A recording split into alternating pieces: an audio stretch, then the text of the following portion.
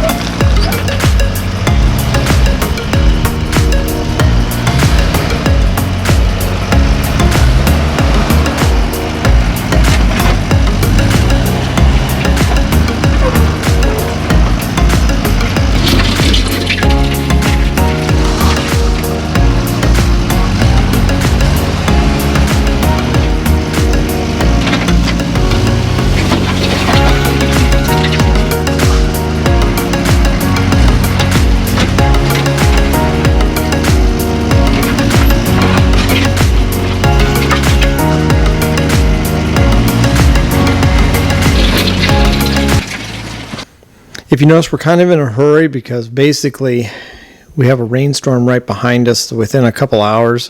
So we're trying to really get this in, get it done, get it kind of usable, and then maybe in a couple days after the rain's passed, we'll go in there and we'll reseed the ditches and put some straw down in that and get some grass started. But for right now, we just want to get this pipe in, get these potholes down, because with the rain coming, it's going to help compact all this loose gravel for us, because we really want to get it compacted back down before winter, because otherwise we'll just end up plowing all this off all winter long.